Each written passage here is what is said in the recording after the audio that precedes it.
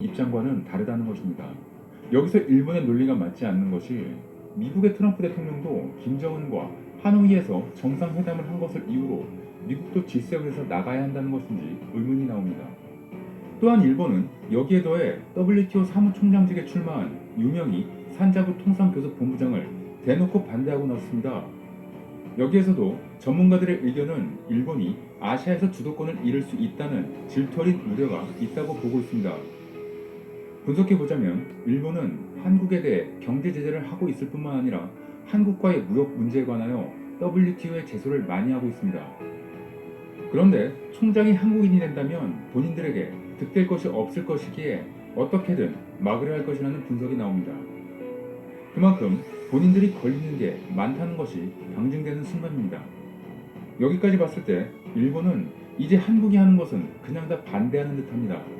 그렇다면 일본이 왜 이렇게 강하게 한국의 참여를 반대하는 것일까요? 그 이유는 두 가지가 있습니다.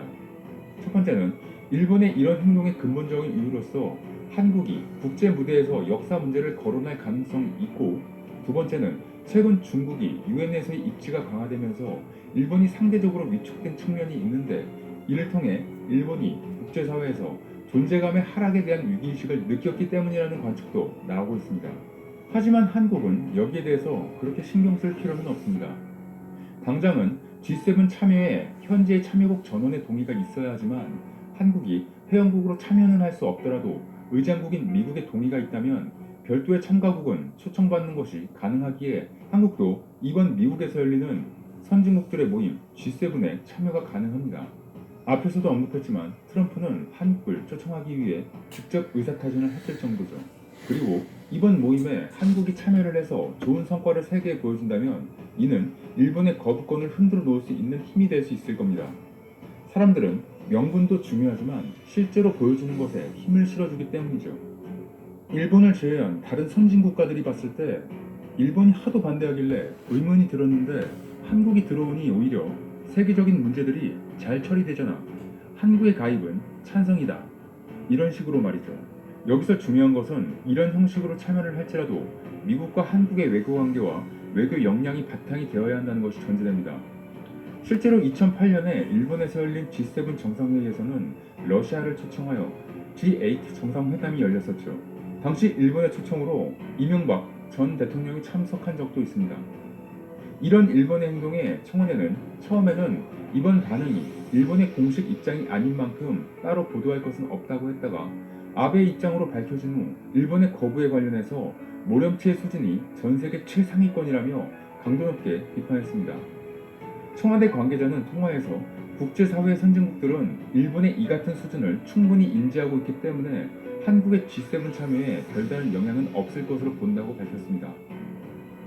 더구나 일본이 아무리 반대를 한다 해도 결정권은 트럼프 대통령이 가지고 있는 것으로서 일본의 행동은 본인들만의 발악으로 볼 수 있기에 한국 정부가 그다지 신경을 쓰고 있는 것은 아니라고 본 것 같습니다. 일본의 이러한 행동의 원인은 바로 아베에게 있는 것으로 판단됩니다. 바로 아베의 지지율과도 관련 있는 것으로 보이는 것이죠. 현재 일본 내에서 최고조에 달하는 아베 총리에 대한 불만과 끝도 없이 추락하는 지지율을 만회해보려는 의도가 있는 것입니다. 이번 코로나 사태와 관련해 방역이 실패했다고 전해지는 것이 현재 일본의 상황입니다. 또한 연이은 정치 비리도 터지면서 아베 총리의 지지율은 추락을 거듭하고 있는 상황입니다.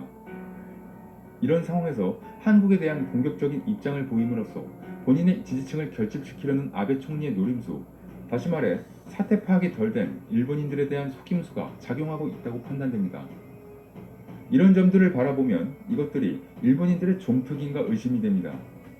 어디서 많이 본 것 같죠? 600년 전 임진왜란 때도 일본의 전국시대를 통일한 도요토미 히데요시가 각 영주들의 불만을 잠재우고 자신에게 언제 들어올지 모르는 칼날을 막기 위해 그 칼날의 끝을 한반도로 돌렸고 우리가 잘 알고 있는 임진왜란이 발생했었죠.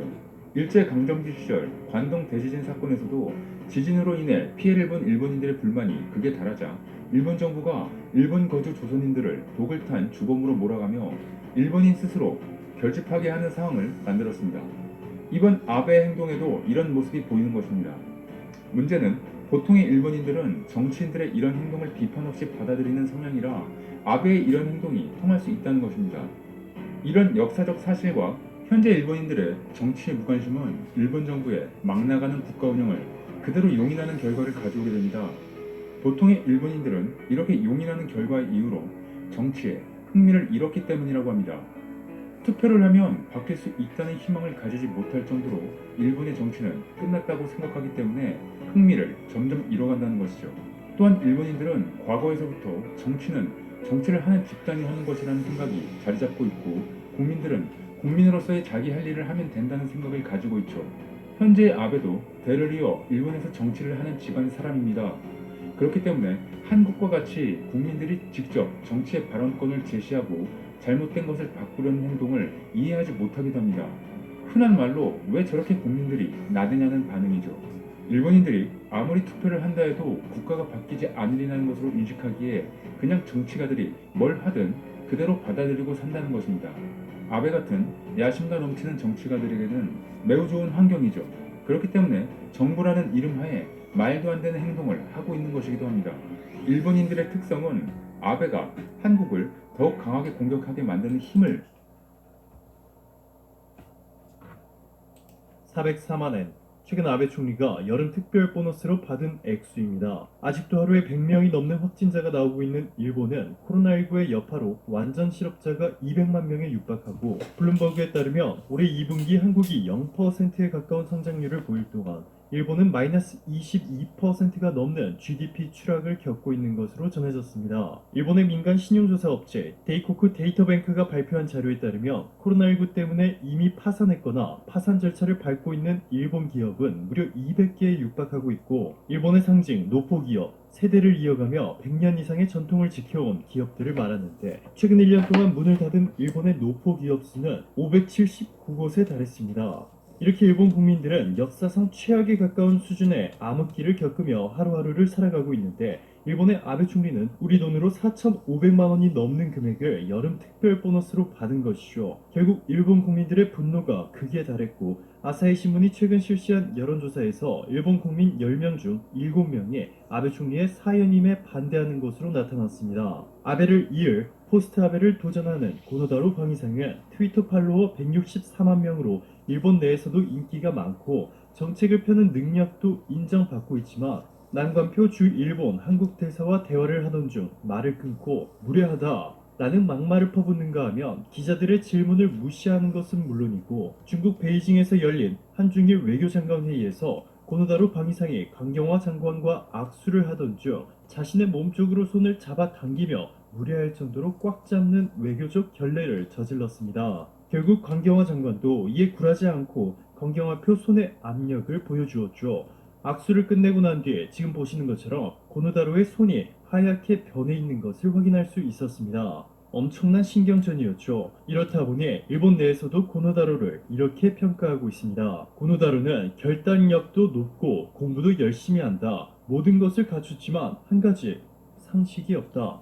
일본 정부는 일본 국민의 혐한 감정을 끌어내기 위해 대한국 수출 규제를 시작으로 역사 왜곡, 한국의 G7 가입 반대, 유명희 본부장의 WTO 사무총장 출마, 낙선 운동 등 한국에 대한 열등감으로 온갖 방해 공작을 펼치고 있는데, 결국 이 모든 것들이 실패하자 이제는 너무나도 위험해 보이는 무기수를 꺼내 들었습니다. 일본의 디스플레이 회사 J-OLED가 중국 1위 TV 제조회사인 TCL 자회사로부터 2,200억 원을 투자받은 지 4일 만에 한국의 삼성전자를 상대로 특허 소송을 발표했습니다. 미국 텍사스 지방법원과 독일 마나인 지방법원에 총 5건의 소송을 제기했는데, 일본의 주장은 삼성전자의 갤럭시 스마트폰에 들어간 OLED 패널의 회로 구조와 구동 기술이 특허를 침해했다는 것입니다. 머니투데이의 단독 보도에 따르면 일본의 J-OLED가 중국으로부터 200억 엔을 투자받은 지 정확히 4일 만에 삼성전자를 상대로 소송을 발표한 것은 한국의 디스플레이 산업 독주를 끌어내리려는 일본과 중국의 이해관계가 맞아떨어졌기 때문으로 전해졌습니다. 즉 일본이 중국의 자본을 얻고 반삼성 연합을 구축하겠다는